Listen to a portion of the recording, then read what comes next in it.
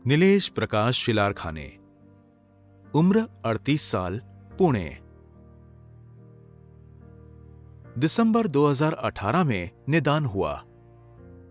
नवंबर 2019 में उपचार हुआ। नीलेश को 30 की उम्र में ही कम होती भूख और पेट की सूजन की तकलीफ से परेशानी होने लगी। मुझे जरा भी भूख नहीं लगती थी। किसी किस्म का अन्न पेट में नहीं टिकता था और पेट भी फूल जाता था और हाथ पैर में भी सूजन आ चुकी थी। चल भी नहीं पाता था और बेड पर ही मेरा सारा नित्यक्रम चलता था। उसे बिस्तर पर ही पड़े रहना पड़ता और रोजमर्रा के काम नहीं कर पाता था। पुणे के प्रसिद्ध केईएम हॉस्पिटल से उसने 2 बार डायलिसिस करवाया। डायलिसिस के बाद स्थिति पहले से भी ज्यादा खराब हो गई। नीलेश होश खो चुका था। डॉक्टर ने उनके परिवार वालों को बताया कि उनका लंबे समय तक टिकना मुश्किल है। ऐसी गंभीर स्थिति में उसके लिवर की बीमारी का पता चला। लिवर सिरोसिस नामक गंभीर पीलिया से वो पीड़ित था। मरीज हेपेटिक एन्सेफेलोपैथी के पहले स्टेज पर था। 27 दिसंबर 2018 के रिपोर्ट्स के अनुसार सीरम बिलीरुबिन टोटल 37.59,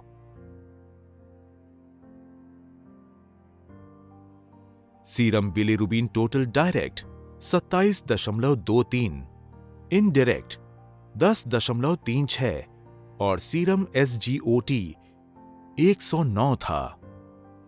दिसंबर में मुझे भर्ती करने के बाद डॉक्टर ने मुझे लिवर ट्रांसप्लांट के लिए बोला था, लेकिन मेरी आर्थिक स्थिति बहुत खराब होने की वजह से मेरे लिए वो करवाना मुमकिन नहीं था और इसी वजह से डॉक्टर ने मुझे घर जाने की सलाह दी थी। जनवरी 2019 में उसके परिवार वालों ने उसे मॉडर्न होम्योपैथी की सलाह लेने का सुझाव दिया। डॉक्टर विजय कुमार माने ने उसके सारे रिपोर्ट्स, शारीरिक और मानसिक स्थिति ठीक से चेक की। उन्होंने उसे सही सलाह दी और हताश ना होने को कहा।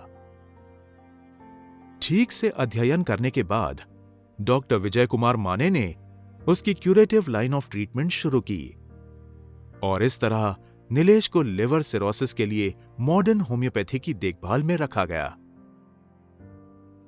उसको मॉडर्न होम्योपैथी की स्वास्थ्य चिकित्सा की दवाइयां देना शुरू कर दिया गया। उसने डॉक्टर विजय कुमार माने के मार्गदर्शन में होम्योपैथिक दवाइयां लेना शुरू किया।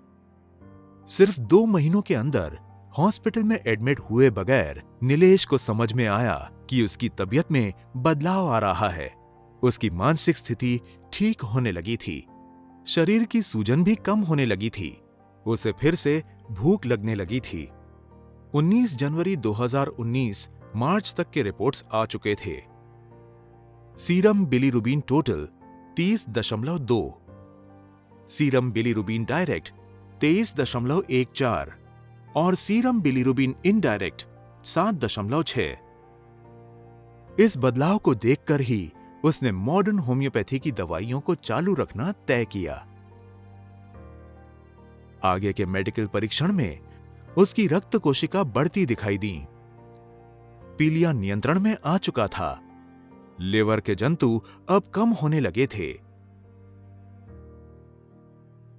नीलेश को राहत मिली क्योंकि डॉक्टर विजय कुमार माने की क्यूरेटिव लाइन ऑफ ट्रीटमेंट ने खर्चीली लिवर ट्रांसप्लांट सर्जरी को टाला, जो पहले लिवर ट्रांसप्लांट सर्जनों के द्वारा सुझाव दिया गया था। 26 अगस्त 2019 में उसके लिवर फंक्शन के रिपोर्ट्स में पता चला कि सीरम बिलीरुबिन टोटल अब 39.59 की जगह 2.31 हो चुका था।